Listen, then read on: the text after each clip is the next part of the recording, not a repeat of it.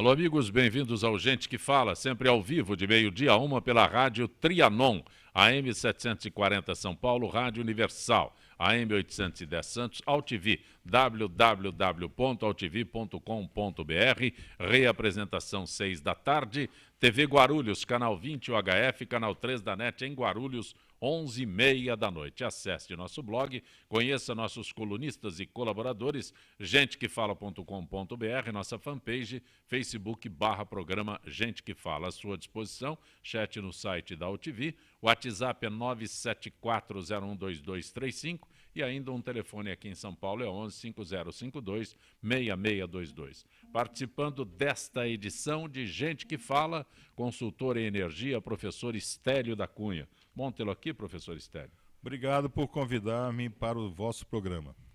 Também conosco o advogado Pinheiro Pedro. Tudo bem, Pinheiro? Como é que você está, Zancopé? Tudo bem? E a revista Ambiente Legal? Tá indo. O portal Ambiente Legal, mais do que tudo. Agora, a época é do ciberespaço, né? Qual a diferença nos dias atuais entre o impresso e o virtual? Olha, o volume hoje que a gente observa diário de pessoas que acessam o site, né, transcende a edição da revista em várias vezes. Então, se você tem uma tiragem de revista hoje de 5.000 exemplares, né, é o que você consegue pegar num dia de acesso do site. É uma coisa que a gente precisa hoje pensar em muito, né? Aliás, eu acho que todo o sistema editorial hoje está se repensando em função dessas mudanças de escala, né? Mas a tua visão é pela, como é que não é economia, mas é pela não utilização do papel ou não? Não, a questão do papel, eu acho que o papel hoje está sendo até mais utilizado do que antes, por incrível que pareça.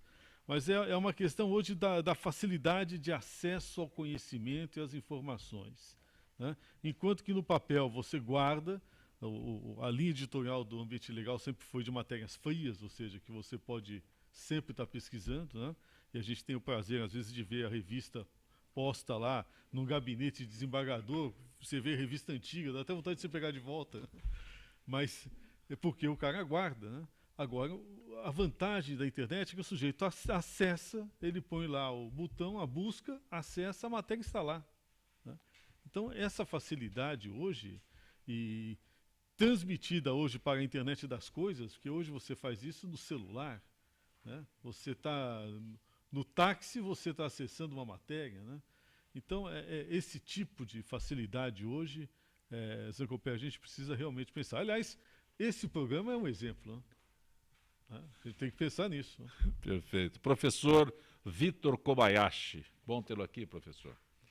Obrigado, Zancopé. Bom estar aqui novamente. Você é presidente de honra do Instituto Paulo Kobayashi. O que Isso. faz o Instituto Paulo Kobayashi? O Instituto ele dá continuidade a projetos culturais, sociais. A gente apoia iniciativas também de outras entidades assistenciais, né? E o nosso carro-chefe são os programas de inclusão digital para a terceira idade, né? O Fernando estava comentando sobre essa facilidade de acesso às informações através da internet, né? Um curso novo que a gente está oferecendo nas nossas salas de informática, que são abertas também para a população, é justamente o curso de smartphones e tablets, onde o velhinho vai lá e aprende a utilizar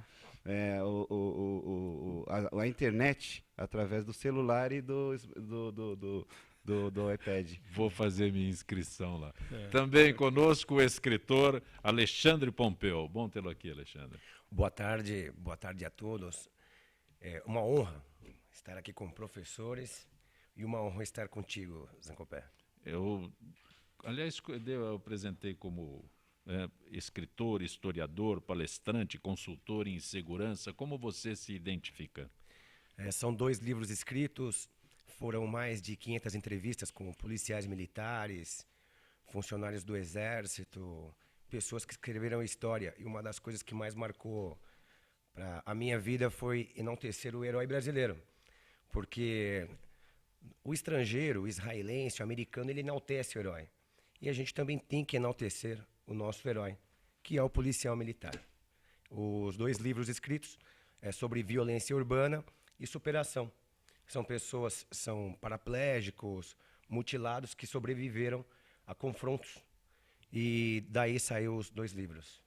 Perfeito. Olha, o mundo todo ainda está assustado com o ataque terrorista, onde mais de 50 pessoas morreram e outros 53 pelo menos ficaram feridos. O atentado aconteceu na madrugada de sábado para domingo em Orlando, nos Estados Unidos. Morto pela polícia, o atirador Omar Mateen, 29 anos, havia jurado lealdade ao Estado Islâmico. Professor Estélio, Vitor Kobayashi, Alexandre Pompeu, Pinheiro Pedro. Zancopé, na linha do doutor Fernando Pinheiro Pedro, grande amigo de longas lutas ambientais, décadas, né? Décadas já. Né? Décadas, né? Eu acho que vale muito já falar nessa parte eletrônica, porque à medida que eu assisti um programa aqui no Brasil, 5 e pouco da manhã, na CNN, já começou a aparecer naquelas breaking news, né? Ele estava dando tiro dentro e a rede social estava comunicando imediatamente o que estava acontecendo dentro em real time, né? Quer dizer, o dono da boate, não sei se dono da boate, gerente, o manager da boate, não sei, né? Ele falava, está havendo tiroteio dentro da boate. Por favor, saiam pelas emergências. Então, quer dizer, você dentro da boate, recebendo tiro, real time, recebendo pelo seu smartphone a mensagem de segurança, seja lá o que for. Como também ocorreu lá em Paris, né? Em Paris também houve essa divulgação. O que piorou o estresse para as famílias, porque isso foi para os smartphones, né? De todos aqueles foi tweetado, pais... Foi para o Twitter. Né? Foi para o Twitter, foi para tudo, né? Então, quer dizer, isso é um lado interessante, né? Que nós iríamos saber disso na década de 70, provavelmente 3 dias depois, né?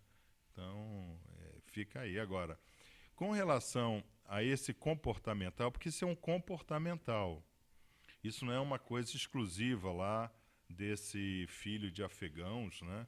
Nascido na América, né? E que resolveu acabar com os gays, né? Que tem uma notícia também na internet em que ele ficou totalmente transtornado ao ver em Miami 2 homens se beijando. Eu não vou entrar no mérito dessa... Se ele fosse em Moscou, então, ia ficar com um problema sério. Né? Lá o Putin autoriza o cara a matar na rua, né? Não, mas em Moscou, os russos se beijam na boca para se cumprimentar, né? Mas é diferente o beijo, acredito, claro. Né? Sabe? Então, o que acontece? Ele ali começou a gerar na mente dele, e ele deve ter proposto, né, esse projeto ao ISIS, né? Olha, aqui tem muito gay, tem uma boate assim, assim, assim. Eu gostaria de fazer um projeto lá, porque isso é projeto mesmo, né? Porque o camarada alugou carro, a R15 dele hoje está na CNN, que ele pegou uma R15 especial, de calibre superior e rajadas mais rápidas, né? O número maior, o pente dela, né? O magazine, né? Que eles chamam, né? Todo turbinado. Então não é nem uma R15 que você compre naquelas lojas que a gente vê nos Estados Unidos de armas. É uma R15 especial. Então, isso daí é um ambiente mundial que ocorre, né? E que a gente tem que estar preparado, inclusive aqui para o Brasil, acredito eu. Mas a gente precisa também tirar alguns mitos que a imprensa começa a colocar. Porque eu fico muito preocupado hoje com os mitos criados pela imprensa brasileira. Né? Então, há um certo nível de imbecilidade, esse é o termo exato. Primeiro, o oportunismo sexista, né? A ideologia de gênero, que é uma coisa terrível, que cresce nas costas do politicamente correto. Né?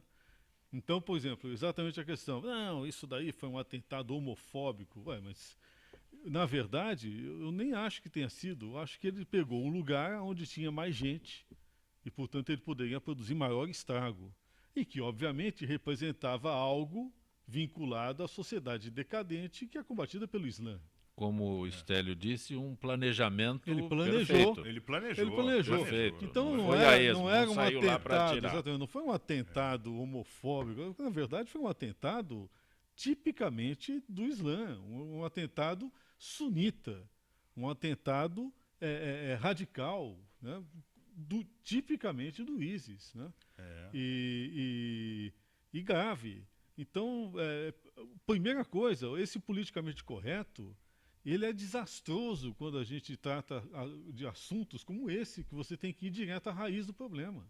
Ontem, Fernando. Aliás, o Trump pontuou barbaramente por conta disso. Ontem à tarde, os comentários que mais tinham na CNN, né, que eram trazidos ao ar no Breaking News, era que aquelas sociedades radicais americanas estavam dizendo: esse daí limpou parte da nossa sociedade. Pois é. Então, dentro dos Estados Unidos, esse cara foi herói lá para a Ku Klux Klan da vida. Eu não sei quais são as sociedades antes gay lá, né? Mas, de qualquer maneira, ali, primeiro, esse é um primeiro caso grave. Segundo, é o velho problema hoje que a gente precisa compreender. Tem uma pergunta que não quer calar. Tudo bem, nós sabemos que os muçulmanos, né, eles têm a sua doutrina, são divididos, né? Os sunitas são quase que a maioria, né? Quase que 90% da religião. Né? O xiita está xiita são concentrado ali na 10%. antiga Pérsia, o Irã, né? Então, cadê? Se existe uma religião que precisa ser revista de dentro para fora, né? E que precisa adotar uma posição definitiva em relação a isso, é a religião muçulmana. Né? Ou os religiosos, os líderes religiosos se pronunciam de maneira contundente e definitiva em relação a essa questão. Mas são os líderes né? religiosos que fazem com que as Pois pessoas se comportem. Você Fernando, concorda? ontem- Ou nós vamos partir para uma radicalização de Estado que vai resultar na eleição do Trump e na proibição de muçulmanos irem aos Estados Unidos. O presidente do Afeganistão deu entrevista ao vivo na Breaking News da CNN, explicando que o fato dele ser filho de afegãos não significa que seja um ataque afegão contra os Estados Unidos. Pois é. Alexandre Pompeu, você que é consultor em segurança, o presidente Barack Obama, na sua fala e tal, ele se referiu à necessidade de rever a venda de armas nos Estados Unidos. Rever a venda de armas. Minha opinião, todo mundo tem o direito de se defender. O que tem que rever... Só um detalhe, o que o Stélio colocou aqui, Sim. não se encontra daquela arma Sim. nos supermercados, lá nas lojas. E outra, todos os lugares, o terrorista, quando ele vai fazer um atentado, ele faz até com panela de pressão. Exatamente. Então, a Foi discussão em é Chicago, né? o segundo mito É o que maior precisa ser desafio. deslocado disso. O maior desafio, porque tragédia é sempre tragédia. Lá eu encaro como uma tragédia.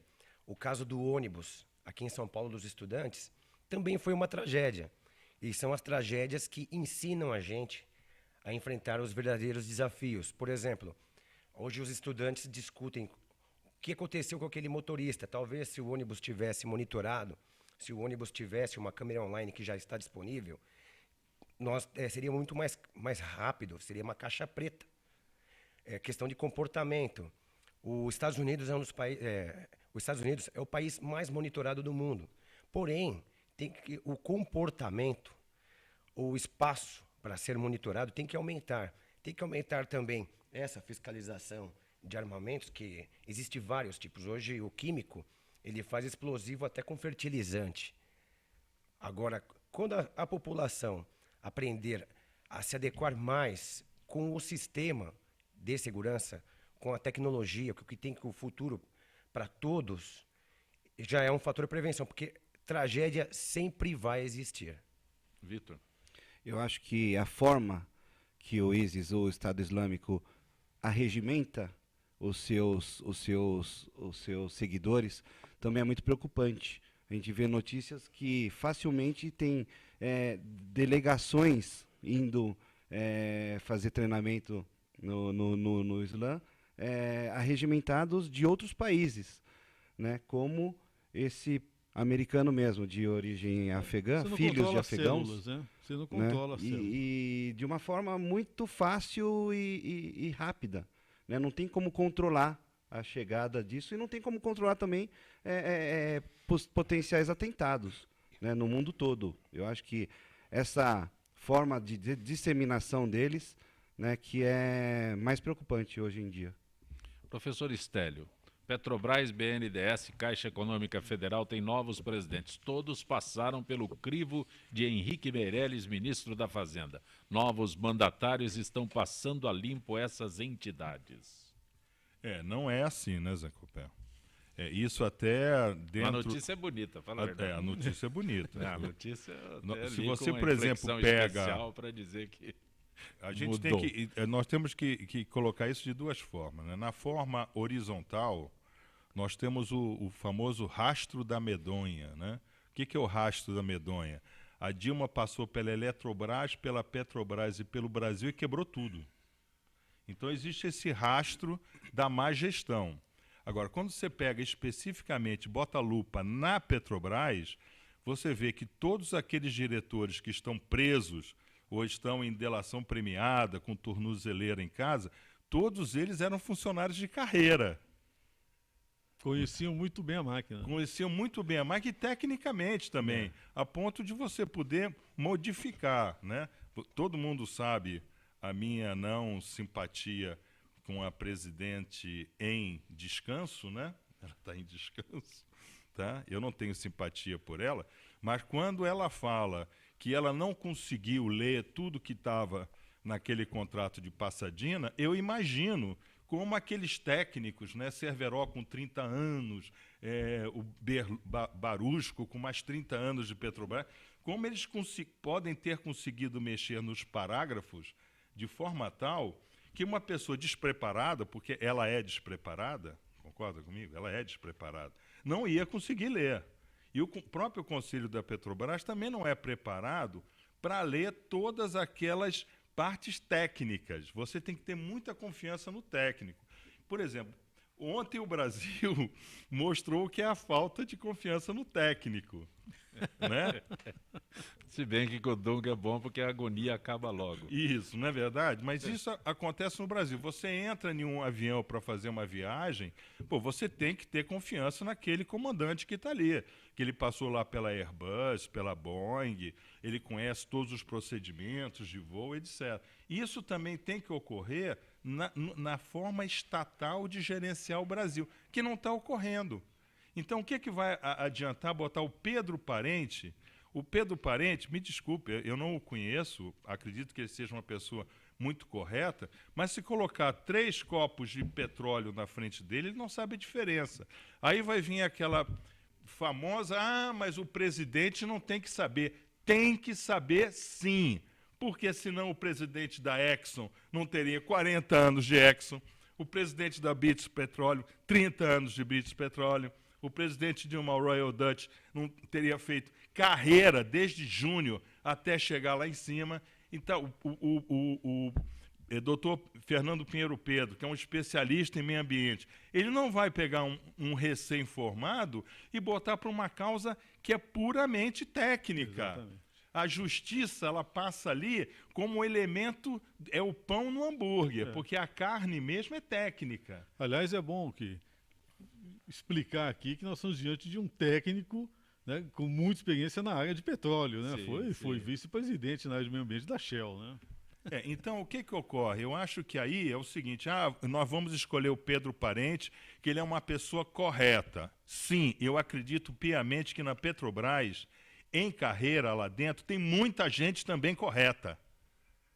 Porque a gente vê que o roubo do Petrolão não foi em cima de 80% dos funcionários da Petrobras. Está ali os 8, foram pegos ali, a Polícia Federal pegou. Então tem outros muito bons. Então eu acho que na hora que você está com a moral de uma empresa como a Petrobras, que é o petróleo brasileiro, né? Que está ali, combalido, né? Está assim, usando um termo nipônico, está no tatame, né? Está derrubada no tatame, não é isso? Está ali para o juiz declarar um ipom em cima dela, não é isso? Você pega um cara que era do PSDB, um cara de Fernando Henrique, que não tem... E bota lá dentro, tira a motivação. É um administrador do apagão, né? E administrador do apagão. Agora, tem uma coisa, a Petrobras, de certa maneira, já estava sendo colocada no rumo certo pelo Bedin. Engraçado, o Bedin fez uma excelente administração. Excelente administração. Porque ele pegou os técnicos lá de dentro. Ele manteve os técnicos, conseguiu equacionar, e aí foi pego no contrapé, obviamente, por duas questões. A desvalorização do real em relação ao dólar, que quebrou 2 vezes a empresa, né? E a queda do preço do petróleo, né? Que caiu pela metade. Né? Mas São o problema da queda do preço... que qualquer um enfrentaria. Mas do ponto de vista do rombo da Petrobras, pelo menos agora a gente enxerga o rombo graças à administração anterior. Tanto é que a parte financeira da Petrobras não foi alterada. Entrou o parente e o Ivan, o pessoal que está lá na área financeira, continua.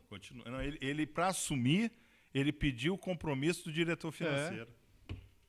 Vitor, algo a acrescentar, Vitor? Eu acho que agora é um momento de confiança mesmo, né? Lógico que ele pegou pessoas experientes na administração pública, e o Pedro Parente é uma dessas pessoas com experiência de gestão, né? E que vai precisar aí ter o apoio muito dos técnicos e dos funcionários da Petrobras, assim como os outros, né, de presidentes de estatais. Para o BNDES, hein? Eu ia perguntar exatamente a você. Silva, excelente escolha. Ia perguntar exatamente a você sobre a BNDES. E ela trouxe agora para a gerência de meio ambiente a Marilene, que é uma mulher belíssima em vários sentidos, que foi presidente do INEA, foi presidente do IBAMA agora, né? É uma carioca que conhece bem a área ambiental, veio da Getúlio Vargas, ou seja, as equipes que estão sendo montadas agora nessas empresas são de primeira linha. De primeira linha. Agora, vamos ver como é que vai sair. Os anteriores também eram de primeira linha. Já não era. Eu me lembro fazer o que fizeram, quando o BNDES, quando o Lula assumiu... Para fazer o que fizeram, tinha que ser de a gente tem que lembrar a história. Quando o Lula assumiu, o presidente do BNDES era um indivíduo que falava que problema de meio ambiente era coisa de viadinho. Esse era o termo exato. Dispensou todo o pessoal da área de avaliação de impacto ambiental de financiamento do BNDES. Dispensou. Esse era o governo Lula, né? Foi corrigido com o Coutinho muito depois e agora a gente vê aí, o Coutinho destruiu a biografia dele, né? Quer dizer, de uma maneira absurda, graças também a essa gestão pavorosa da nossa presidenta, né? Então, é complicado. Não adianta nada você também pôr gente boa se você tem a cabeça sem cabeça, né? Você tem que saber dizer não para ser sim valorizado. Exatamente. Então ele é convidado para ser presidente do BNDES. Ele sai da Unicamp, vai para o BNDES. Aí ela chega e diz, a minha linha é essa. E você responde para o Manteiga, ele tem que dizer, não, isso eu não quero. Pelo amor de Deus. Né? Entendeu? Isso eu não quero. Nós vamos para o intervalo. Gente que fala retornará em instantes.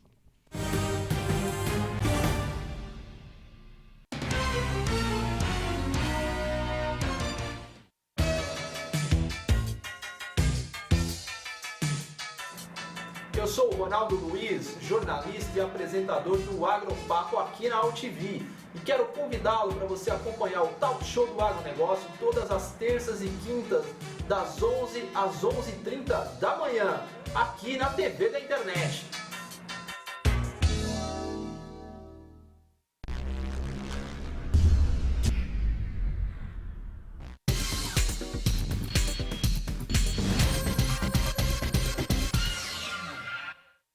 Oi, eu sou Letícia Spiller e quero convidar vocês a fortalecer o movimento que quer criar uma lei para acabar com o desmatamento no Brasil. Nossas florestas não podem mais ser destruídas. São elas que garantem a nossa qualidade de vida. Eu quero floresta em pé, água fresca, clima ameno e desmatamento zero. E você? Participe, assine a petição.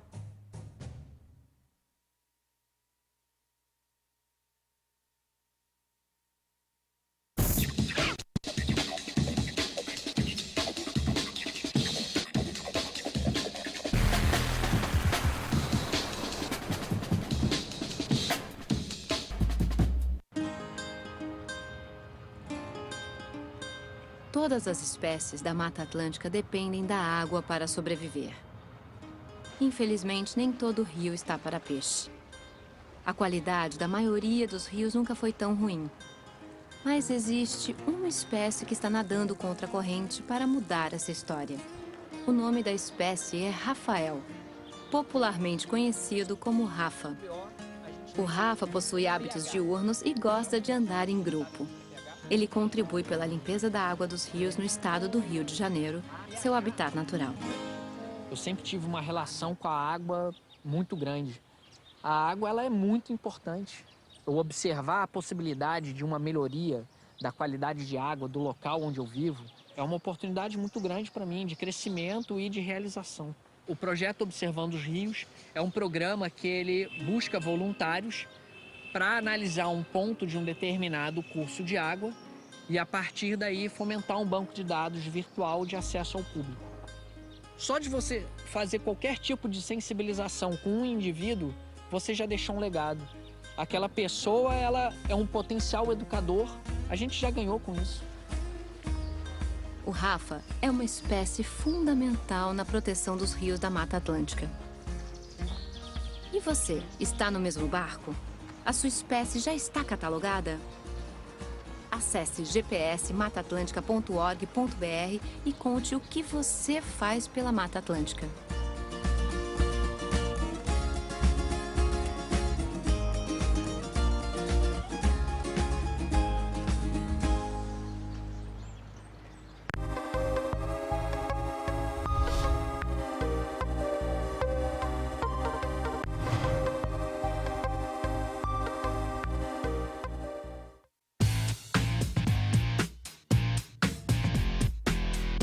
Olá, eu sou César Freitas e convido você para assistir o HQ e Companhia, o programa que traz o mundo da cultura pop para você. Cinema, história em quadrinhos, animação, seriado, tudo isso para você aqui toda sexta-feira às 5 da tarde, na sua TV da internet.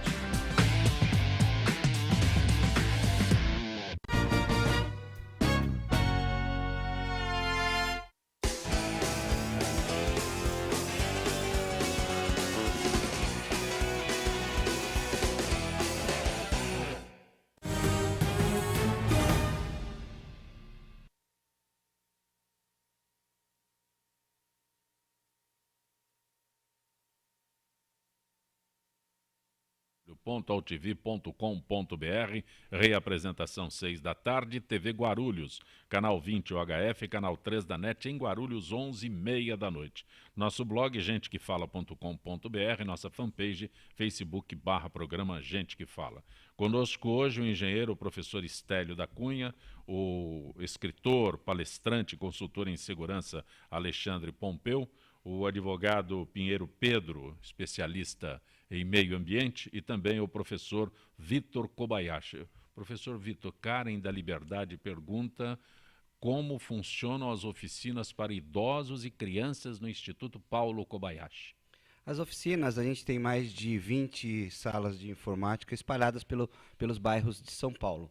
Né? Então a gente são oficinas gratuitas, né? Cursos na maior parte para a terceira idade, mas algumas das salas também atendem a criança e adolescentes nos seus cursos de capacitação. Como é que se entra em contato? Entre em contato conosco no Instituto Paulo Kobayashi, www.ipk.org.br, né, ou no telefone 3288-8989, que nós passamos as informações da sala mais próxima, né, do morador. Na Liberdade deve ter umas 3 salas, né, inclusive em parceria, a gente tem parceria com a FECAP e com a FEI também, né, que tem unidades na Liberdade, e a gente usa também as salas de informática deles. Professor Estélio, Paulo de Pinheiros, como os países produtores de petróleo, especialmente a América Latina, viverão com o barril a $52? 52 dólares é um problema nosso, não é da América Latina, né?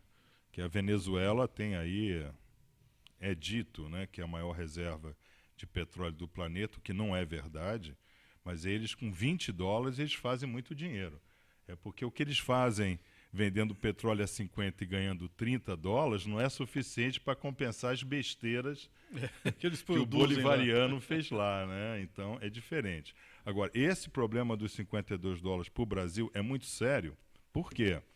Porque nós teremos agora, entre julho e setembro, o lançamento do pré-sal da Arábia Saudita, né?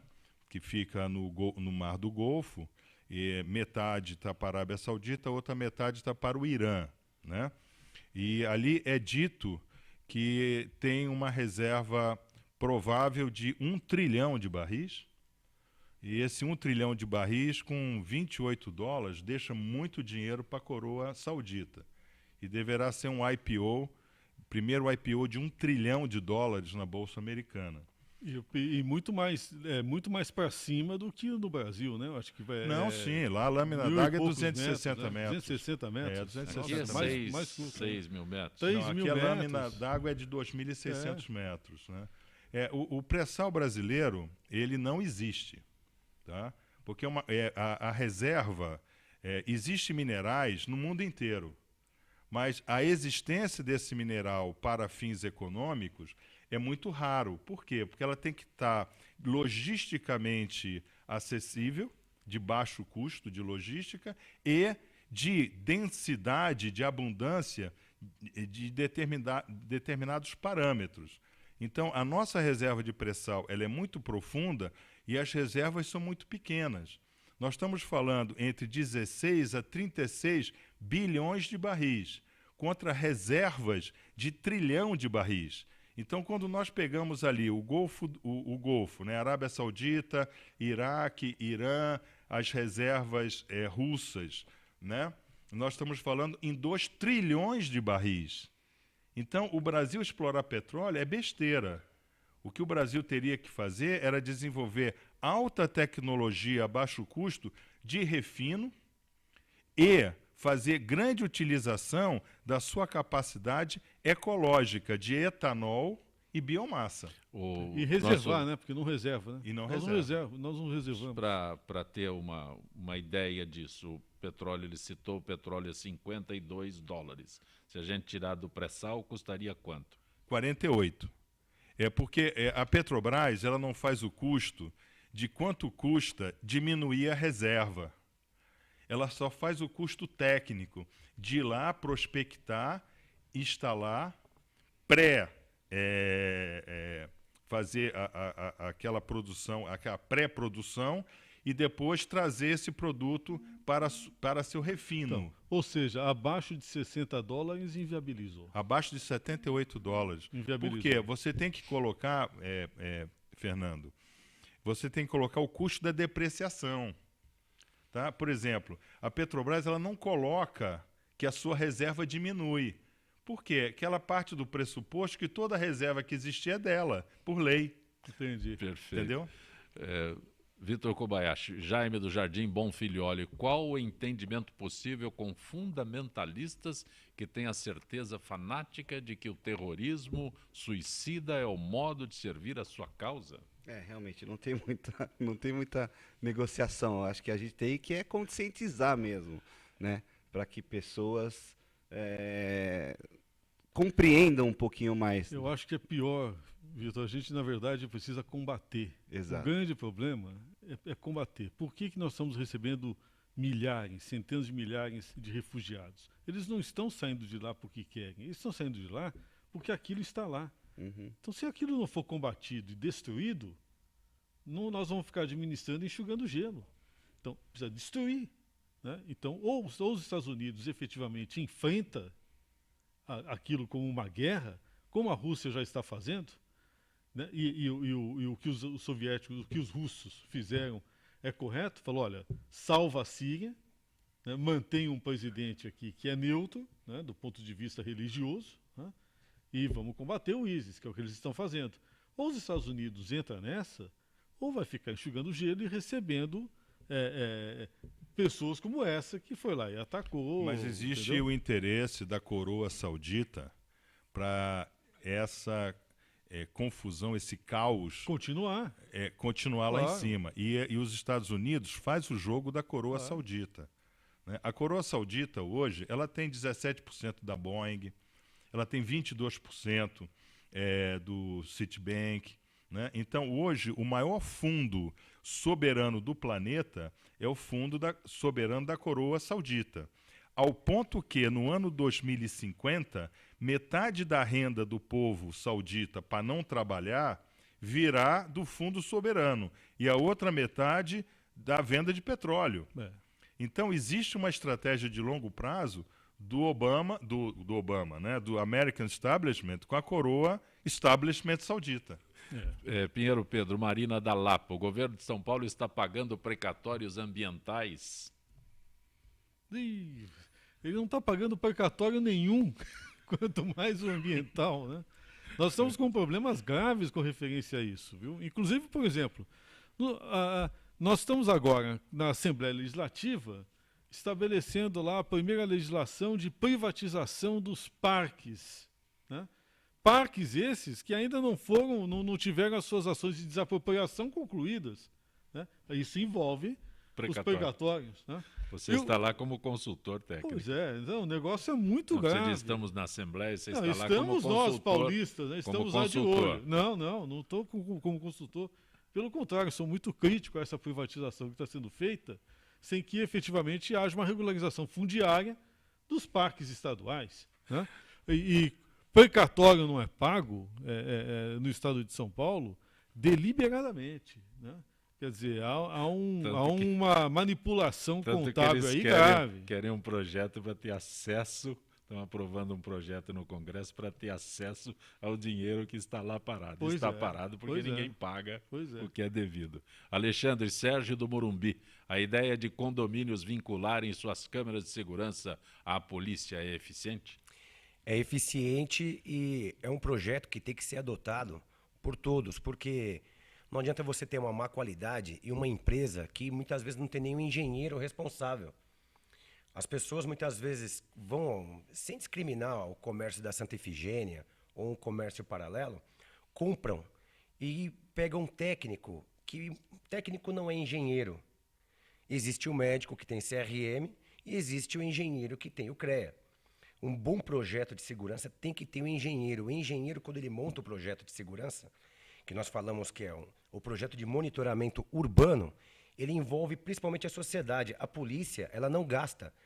Quando o engenheiro monta o projeto, o link ele vai direto para o sistema da Secretaria de Segurança Pública. É uma realidade. Porém, o fato é que apenas começou em algumas situações. O que eu acredito... O que a polícia tem só aumenta a sensação de segurança, porque segurança mesmo nenhuma. Falar em segurança... Vai ficar vendo pela televisão... É difícil. Assistindo o que está acontecendo. O produto de segurança, na verdade, ele é a sensação. Vender segurança hoje é difícil, porque vê o que aconteceu com os Estados Unidos, um dos países considerados mais seguros. Porém, o marginal, onde ele é identificado, ele vai agir menos. A questão do condomínio, linkado à Secretaria de Segurança Pública, com empresas credenciadas no CREA, tem que acontecer sim. Eu até passo que... Então é uma solução. É uma solução brilhante. E os políticos, nossos gestores políticos, têm que aderir sim a essa ideia. Só a polícia, ela não vai conseguir fazer sozinho um trabalho de segurança pública efetivo. Tem que ter estratégia.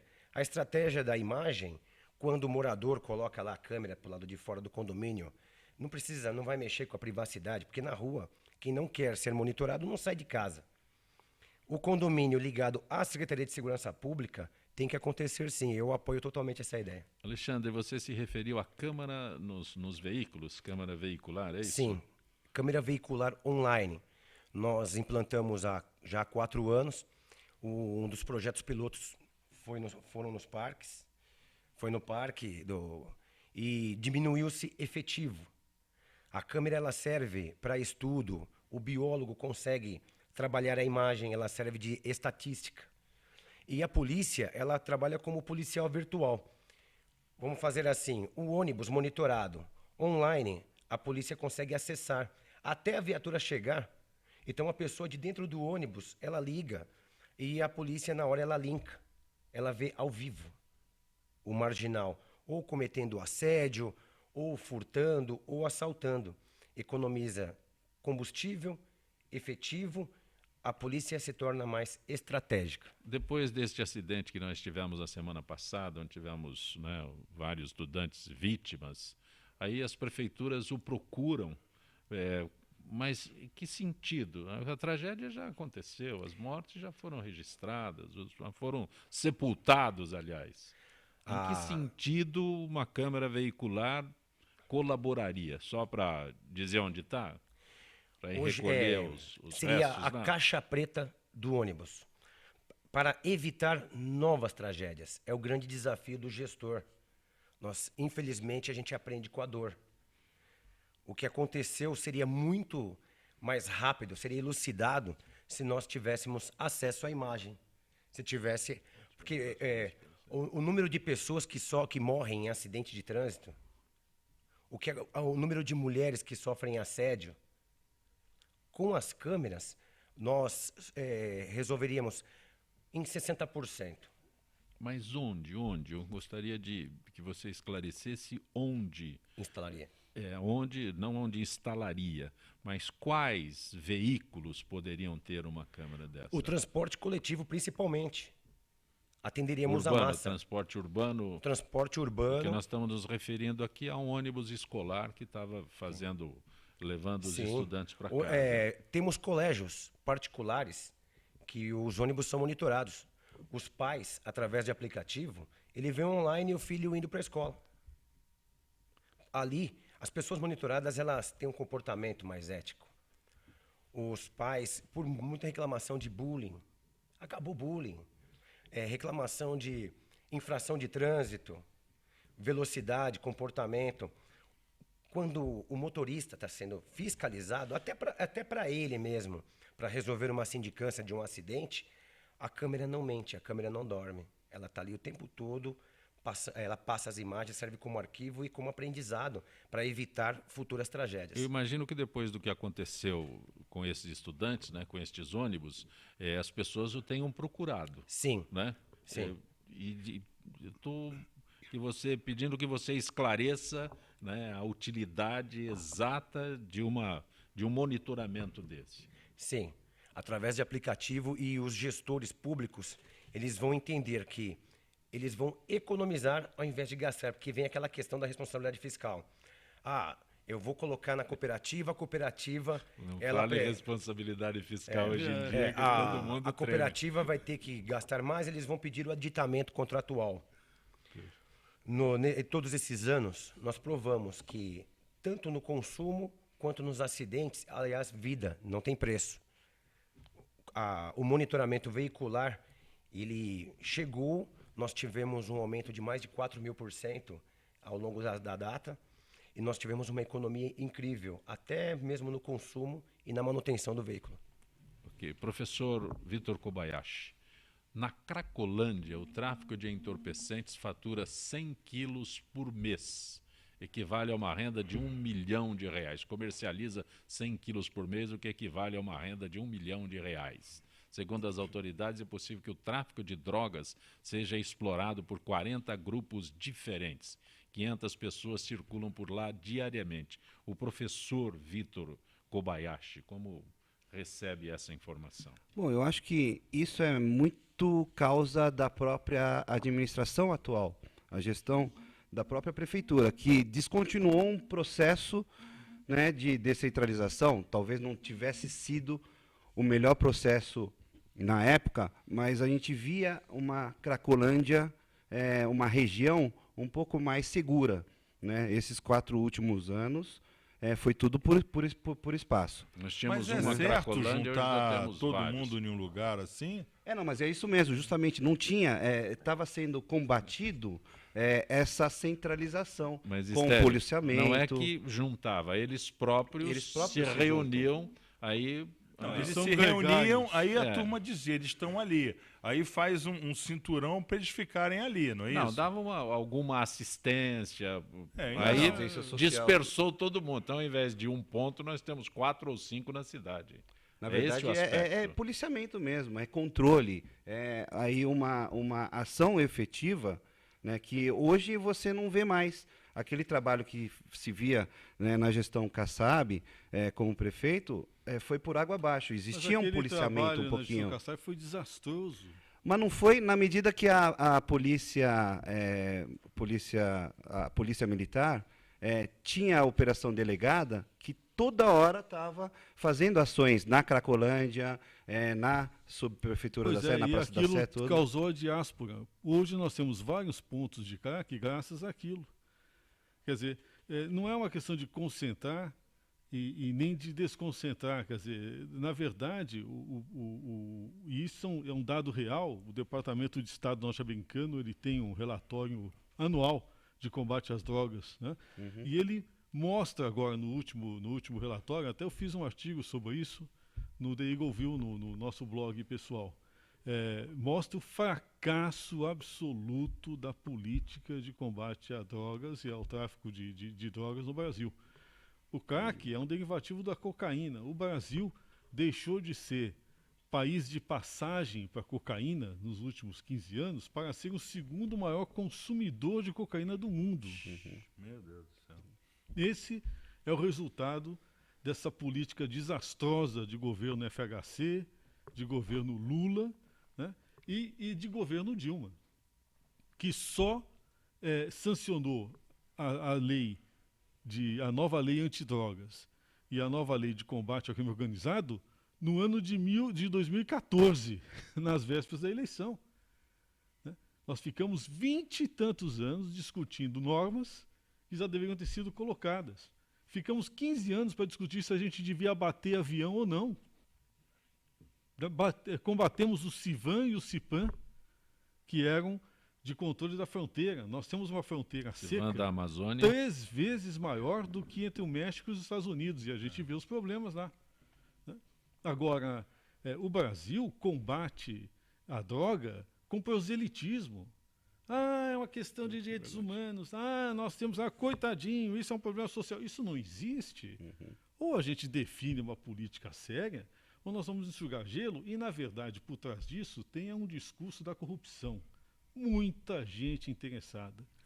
Tem um fenômeno econômico importante. Toda vez que você combate a droga, da forma como foi combatido, vamos lá, intervenção policial e tal, sabe o que acontece? O preço sobe. Muitas vezes isso é feito de maneira casada. Precisa subir o preço. Sabe o que você faz? Uma intervenção policial. Agora, o que acontece? Nós não temos inteligência no combate ao crime organizado e à cocaína no Brasil. Ao crime organizado como um todo. Aqui é um dos poucos lugares do mundo em que o crime organizado ele é controlado a partir das prisões. Precisa falar mais? E tem uma deputada do PT, agora, discutindo em plenário na Câmara lá, um projeto de lei para garantir aos presos, coitadinhos, né, o Wi-Fi. Wi-Fi. Realmente. Precisa falar mais? Falta uma política nacional de controle, de combate, né, ao tráfico de drogas unida, né? Peraí. Verdade. Eles não podem ter celular, não. Pois é. Então, pensa bem. Não podem ter, estão segregados. Diga estão isso lá para o nosso reclusos. queridíssimo governador Alckmin. Nós temos aqui 15 presídios, 9 de segurança máxima do estado de São Paulo, e os caras falam pelo celular. Como é que pode? Eles estão reclusos, eles não podem ter acesso a... Direito ao Wi-Fi. Né? Projeto de lei. Essa questão da Cracolândia, eu encaro como, primeiro, a gente tem que estancar a hemorragia. Novos viciados virão, se a família não passar a cuidar dos seus filhos. Temos que primeiro trabalhar com a educação, investir mais na política social de ensinar os filhos o que é droga, porque novos drogados virão. A polícia sozinha não vai dar conta, o poder público também não vai dar conta. O que eu acho é que falta mais integração. Aos estudantes universitários, isso é o dado da ONU, do escritório da ONU de combate à droga, no Brasil, triplicou o volume de drogados, né, nesses 10 anos. Quer dizer, ou a gente coloca o dedo na ferida e mostra o que está acontecendo, entendeu? Ou nós vamos ficar discutindo. Mas Sim, isso, muitas Fernando, vezes, nós já tivemos essa discussão antes, que é a questão da educação a partir do primário, né? Pois é. Que é a educação ambiental. Lá né? na base. Lá na base. Lá na base. Educação moral e civismo. Exatamente, Não tem mais. Porque agora exatamente, tudo isso daqui não gosta. Ah, não, educação moral e civismo é que coisa da ditadura. Drogado é o filho dos não outros. precisa. O meu é dependente químico. Coitadinho, né? Precisa ser Alexandre tratado. Pompeu, tem uma forma de se entrar em contato para obter mais informações sobre esse tema de segurança que você se manifestou aqui? Tem um endereço eletrônico, algum e-mail, sei lá qual é, um site? Sim, pode acessar alexandre@landmarkboats.com.br e temos nosso site, que é www.landmarkboats.com.br. Trabalhamos com a tecnologia naval, que é a tecnologia que resiste ao tempo. A gente até brinca que é água, ar, mar, água, sal, corrosão. É difícil instalar sistemas em determinadas cidades. Precisa de Wi-Fi, a mata, a natureza, ela é bem severa com a tecnologia. A tecnologia naval, ela resiste. Como nós há muitos anos trabalhamos com monitoramento em embarcações, até em navios, resistir ao sal é complicado. Por que Repete o Landmark? endereço. Repete o endereço do Landmark. Landmark é a marca do mundo, é uma marca principal, uma sim, referência. Ok. Professor Vitor Kobayashi, qual é o endereço do Instituto Paulo Kobayashi? O Instituto, o endereço do site é www.ipk.org.br. Né? Nosso telefone também de São Paulo, 3288-8989. Grato por ter vindo ao Gente que Fala. Professor Stélio, é bom tê-lo aqui. Muito obrigado, Zancopé, pelo convite. Foi um programa bastante rico, né, em conceitos. Nós debatemos bastante conceito. Foi excelente ver meu amigo Fernando Pinheiro Pedro novamente. Pinheiro Pedro, qual é o endereço do nosso Ambiente Legal? www.ambientelegal.com.br. Estamos aguardando vocês. Mas lá. tem Landmark lá também. Lá tem muito, várias. Grato por ter pelo vindo menos ao mais nosso... de 20 tem. Grato por ter vindo ao nosso Gente que Fala. Obrigado, Zancopé. Direção-geral do jornalista Fausto Camunha, diretora de produção Zenilda Salvato, redação Pedro Schiavon, produção cultural Ricardo Godoy, na rádio Trianon, Benê, Cléo Rodrigues, Neildo Neres, Ricardo Valim, na direção da TV Guarulhos, Fernando Mauro, na direção da UTV Alberto Luquete, na técnica James Eduardo, Marcelo Fontan, Sérgio Oliveira, Iago Matsumoto. Estaremos de volta amanhã, meio-dia. Gratos, até lá.